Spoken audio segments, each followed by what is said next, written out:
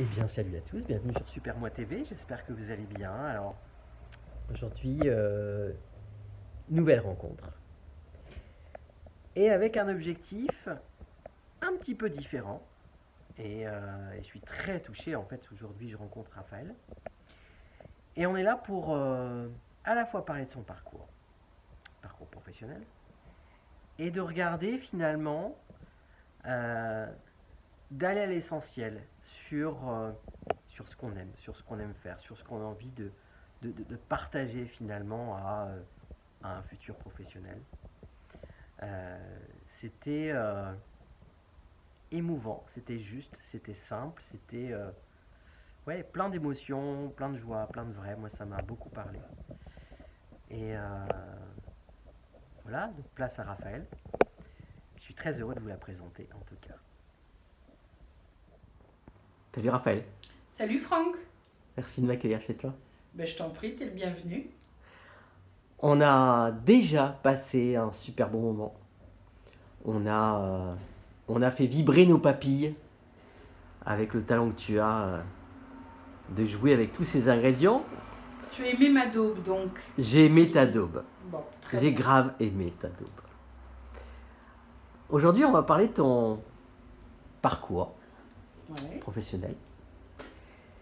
Et c'est difficile de résumer un parcours en 2, 3, 4, 5, 10, 15 ou même 20 minutes. Forcément.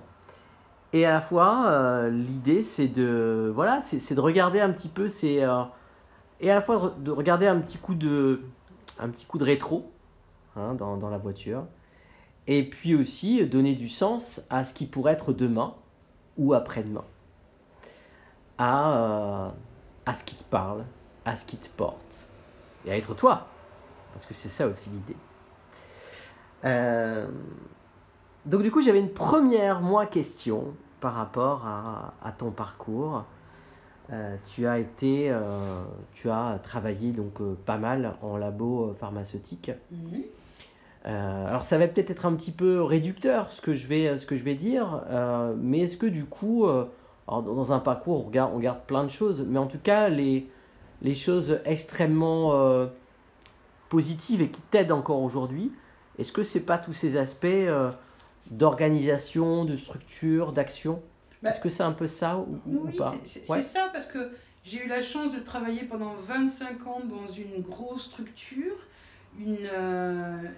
d'une entreprise qui m'a beaucoup appris, Ouais. qui m'a donné beaucoup d'opportunités pour changer de poste et pour m'épanouir, et qui, parce que c'était une société internationale, me donnait beaucoup de champs, beaucoup de possibilités. Et puis, dans un environnement que je connaissais bien et qui m'a fait grandir aussi professionnellement. Hmm. Et voilà, donc j'ai pu avoir d'autres postes. Tous les 3 ans, changer de poste, changer de projet, trouver une autre équipe, un nouveau challenge. Voilà, pendant 20 ans, j'ai vécu de ce monde privé très intéressant, comme l'industrie pharmaceutique, très puissant. Les laboratoires pharmaceutiques sont très puissants, Ouais. donnent beaucoup de moyens, mais sont extrêmement exigeants. Ce sont des clients qui sont très exigeants. Et du coup, de l'exigence, alors tu m'en parlais un petit peu avant, il y a ce côté en fait où effectivement il y a de l'argent dans ce domaine, et donc du coup tu as connu aussi effectivement l'argent, ce côté où tu parles de grandeur un petit peu, de taille finalement de la structure, et à la fois du coup d'abondance dans tous les sens du terme. Et tu as quitté ce monde-là du coup avec un retour, avec un besoin de ce que j'ai senti sur la sincérité, sur un retour à l'essentiel. Est-ce que tu avais déjà ça en toi finalement dans ton cœur d'enfant quelque part, ou c'est Donc, les voyages qui t'ont aussi fait bouger là-dessus? oui, je crois que mon travail, je l'ai fait avec beaucoup d'amour, beaucoup de passion. J'ai réussi plein de choses professionnelles, mais ça m'a donné aussi beaucoup de facilité, notamment pour faire des voyages et aller rencontrer d'autres personnes, d'autres façons de voir les choses, notamment l'Inde, Ouais. qui est une civilisation, parce que c'est vraiment complètement différente, avec des codes différents de nous, l'Afrique, et qui m'a appris à m'ouvrir et à ne pas avoir de préjugés sur quiconque, et à me dire que tout le monde peut m'apprendre quelque chose dans ma vie, et être très à l'écoute des autres. Et c'est vrai qu'à parallèlement à ces voyages, où j'ai aidé des gens, j'ai aussi fait beaucoup d'associatifs. Ça m'a permis de me dire, moi je suis dans un endroit très privilégié, j'ai la chance d'avoir plein de choses, d'être dans un pays où on peut avoir accès à la culture, à plein de choses formidables, à moi aussi d'aller vers les autres. Et le fait d'aller voir d'autres pays m'a donné peut-être cette générosité pour ici changer les choses. Donc j'avais vraiment deux mondes très distincts. Mon monde professionnel qui m'a appris la rigueur, qui m'a appris plein de choses. Apprendre l'anglais. J'ai été rachetée par un groupe américain, je ne savais pas dire... si, je savais dire bonjour, entre guillemets, je voudrais... Et le goodbye, quoi. Voilà, Ouais. c'est ça. Je voudrais une bière, mais quand je me suis retrouvée avec des collègues indiens et qu'il fallait faire une réunion, l'accent indien est un petit peu compliqué. En plus, dans une langue qu'on ne parle pas très très bien, il a fallu que je gère ce genre de choses. Et ça a été une vraie... C'était possible, c'était du domaine du possible, mais je me suis aussi ouvert aux autres. Dans mon métier, on m'a appris qu'on ne travaillait pas avec quelqu'un russe comme quelqu'un en Inde. Les codes sont complètement différents. Et un russe peut, entre guillemets, vous engueuler. C'est normal pour eux. Hein. Et en anglais, on dit rude, c'est des gens très comme ça.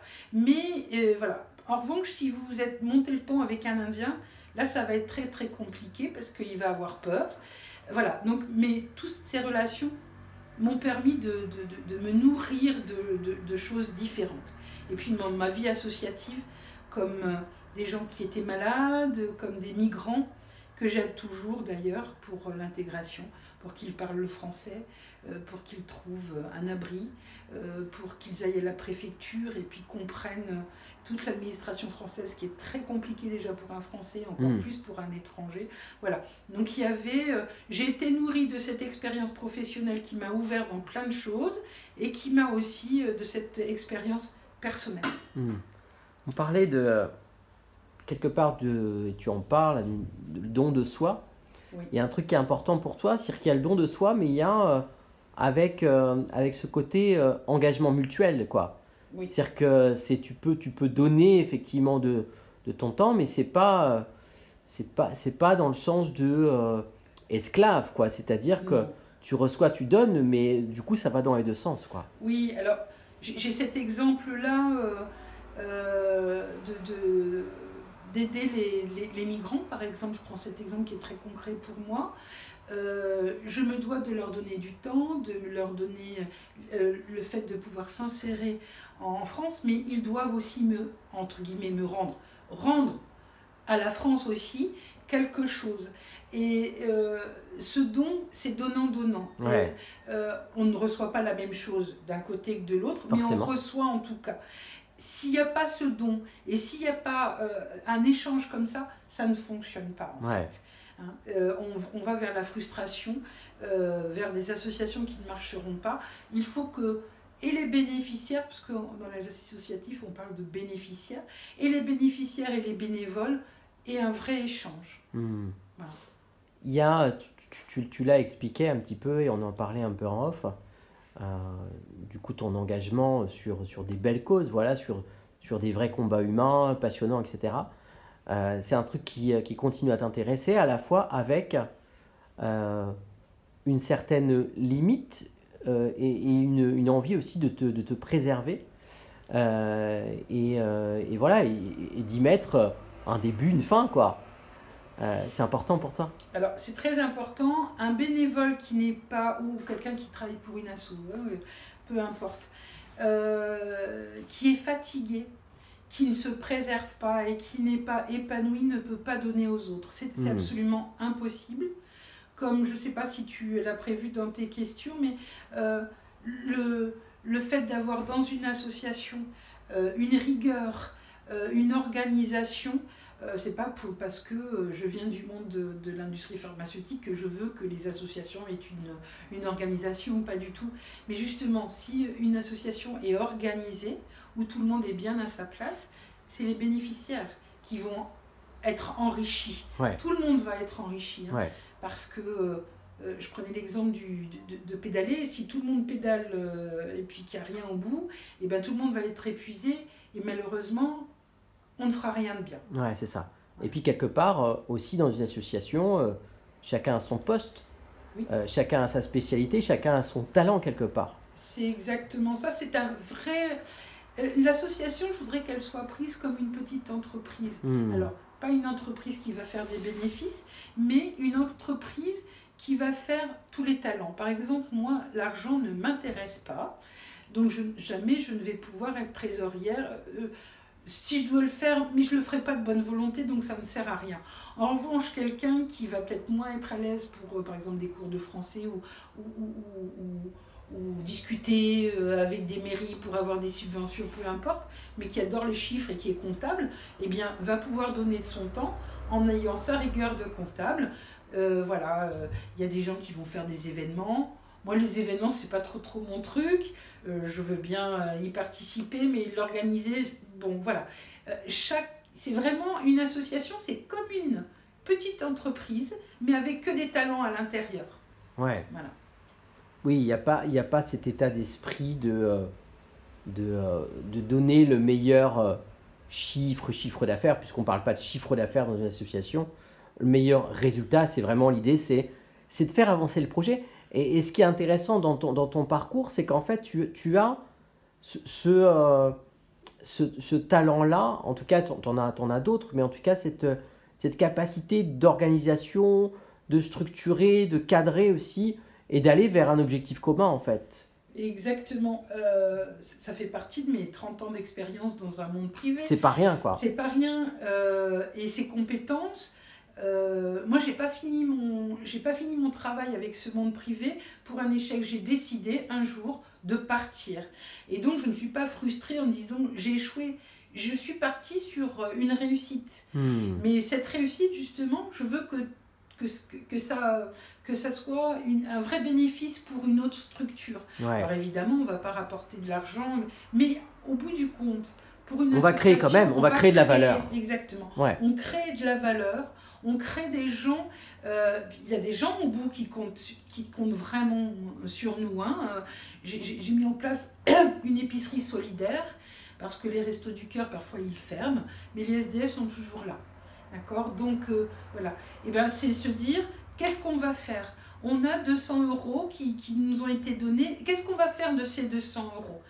Ah ben, on va acheter des boîtes de conserve. Ça paraît idiot, hein, mais ça paraît du bon sens. C'est du bon sens, ouais. Mais si on ne met pas où on va chercher ces 200 €, qui vont être les bénéficiaires ? Il va falloir leur faire des cartes pour savoir s'ils ont une famille, pas de famille, s'ils ont des revenus, pas de revenus. Ouais. Si vous n'avez pas cette organisation-là qui nous vient du privé, parce que voilà, eh bien, vous n'allez pas donner à la bonne personne, ouais. Et surtout, vous n'allez pas être prise au sérieux. Tu aimerais, toi, apporter et à la fois ces qualités-là à une association et à la fois parfois le talent, ce n'est pas non plus que des qualités, des compétences professionnelles, mais aussi du savoir-être. Et est-ce que cette résilience et ta capacité de te réinventer, c'est quelque chose que tu aimerais aussi partager? Oui, c'est vrai que on aimerait, quand on est dans une association, sauver le monde. On ne peut pas sauver tout le monde. Alors sauvons peut-être quelques personnes, mais sauvons-les bien et donnons-leur. Et il n'y a rien de plus satisfaisant que quelqu'un qui s'est remis en question et qui a réussi quelque chose dans sa vie. On a tous eu des côtés difficiles, moi aussi comme les autres, et j'ai rebondi pour avancer. Et c'est ce que je veux transmettre aussi. Les situations dans les associations, c'est pas toujours facile. On est avec des gens qui ont des difficultés, sinon on ne ferait pas d'association. Mais leur donner on peut y arriver. La vie est difficile, mais on peut y arriver. Et la résilience, le fait de pardonner, le fait d'avancer, c'est quelque chose qui est très important, qu'on n'apprend pas. C'est la vie qui fait qu'elle vous apprend ça. Et moi, j'aimerais le transmettre aux gens avec mon expérience personnelle, c'est-à-dire vraiment à l'intérieur de moi, et dire que c'est possible. Sinon, si vous n'offrez pas d'espoir à quelqu'un qui a besoin de vous, en fait, ça ne sert pas à grand-chose. Vous ne lui servez à rien, en fait. Hein. Tremplin, quoi. Tremplin. C'est ça. Et ça marche. Ça marche. Mais il faut aussi, ce que tu as mis dans tes questions que j'ai appréciées, c'est il faut aussi se préserver. C'est-à-dire que donner magnifiquement bien, avec une générosité, prouver que c'est possible, mais le faire déjà en étant conscient de ce qu'on fait. Moi, ça m'anime de parler des associations et je vis que, en ce moment, je vis que pour ça. Je suis venue en Bretagne pour changer de vie et pour vivre vraiment une expérience dans le monde associatif. De dire, c'est comme ça qu'on peut fonctionner et on peut le faire. En tout cas, l'associatif, c'est un monde qui te parle. C'est là où tu as envie, toi, continuer ta deuxième ou troisième aventure professionnelle, on va dire. Et du coup, avec ces valeurs-là, avec cette connaissance de la gestion de projet, de l'organisation, et avec, évidemment, au cœur l'humain. Tu as de la gratitude pour le parcours que tu as eu jusqu'à présent? Ça te parle, ça? Toi qui as voyagé en Inde, etc. Gratitude sur ce que j'ai fait, sur ce que... Oui, comment tu regardes tout ça, finalement? Moi, je n'ai aucun regret sur ma vie. Il y a des fois, j'ai fait des bêtises, comme tout à chacun. Je pense que tout est arrivé au bon moment, j'ai rencontré les bonnes personnes et surtout, j'en ai fait des opportunités. Donc en fait, je n'ai aucune frustration, aucun regret, mais au contraire, je peux que de l'envie, quoi. Je peux dire à toutes ces personnes qu'elles m'ont appris quelque chose. Bien évidemment, tout le monde... À tout niveau, le chauffeur de bus que vous rencontrez en Inde, qui a un sourire formidable, avec qui vous allez partager, j'en sais rien, un bonbon. Les Indiens ont un bonbon à la mangue que j'aime beaucoup. D'ailleurs, je suis la seule Française à aimer ces bonbons-là. J'en avais tellement tout le temps dans les poches parce que je les donnais. Et voilà, et c'est idiot. Vous partagez un bonbon avec quelqu'un. Mais pendant 10 minutes, il vous fait un sourire. Parfois, il ne parle pas anglais, donc en fait, vous ne savez pas trop, mais le sourire est là. Et il vous a appris quelque chose. L'humilité, vous vous êtes senti bien avec lui parce qu'il a souri. Et puis qu'il avait l'air extrêmement heureux. C'est ça. Donc, il y a une ou des personnes qui t'ont inspiré, qui continuent à t'inspirer aujourd'hui? Elle est très compliquée très très compliquée cette question parce que je crois pas que j'ai eu une personne vraiment, je crois pas. Et puis ces personnes en fait on peut dire que peut-être Nelson Mandela a été une partie de ma vie très importante. Alors pas du tout. L'apartheid a été mais ça a été parce que c'était une injustice. Mandela, quand il est sorti de prison, c'est là où il a été inspirant pour moi.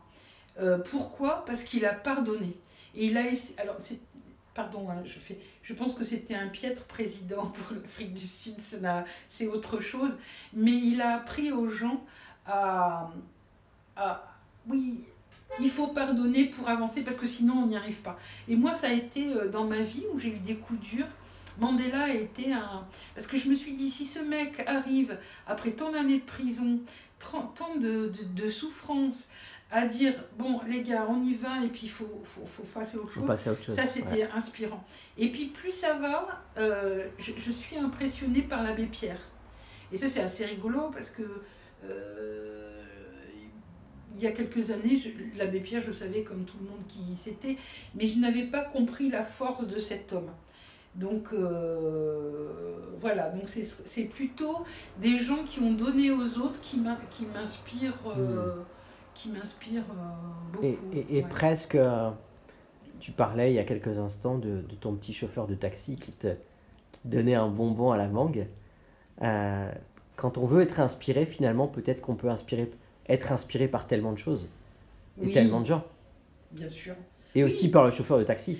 mais oui, bon, je suis allée au Népal et la personne qui m'a le plus inspirée, c'était mon guide. Donc j'avais décidé, alors comme vous le voyez, j'ai quelques kilos de trop, et donc un super challenge pour moi, faire un trek au Népal.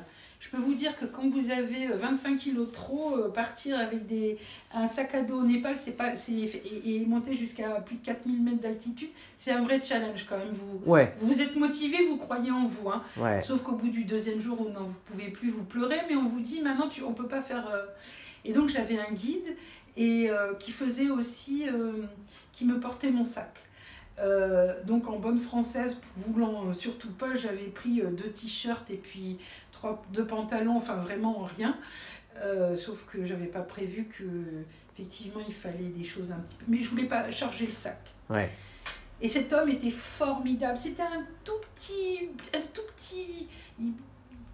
modèle, une petite crevette qui arrivait avec des tongs, alors que moi j'avais mes chaussures de chez Decathlon à 200 € parce qu'il fallait que mes petits pieds soient bien.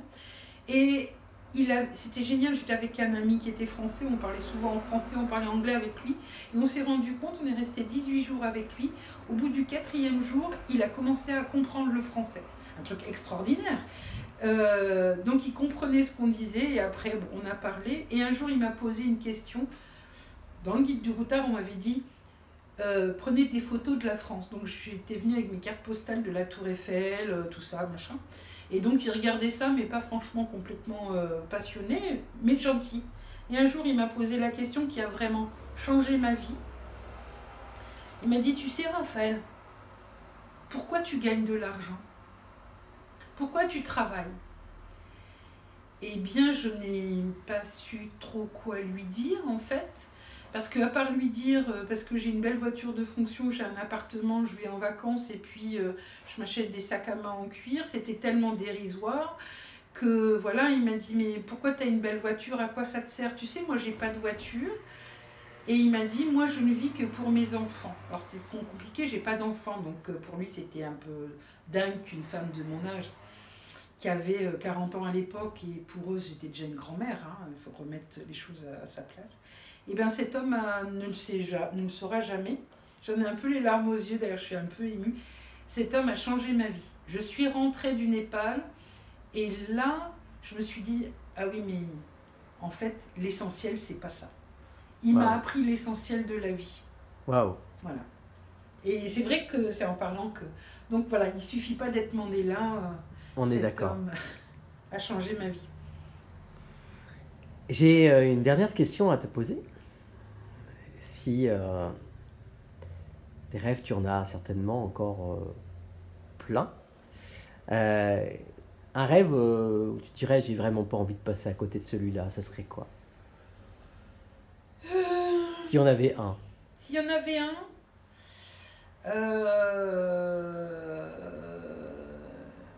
c'est très compliqué parce que moi le rêve ça serait plutôt pour les autres.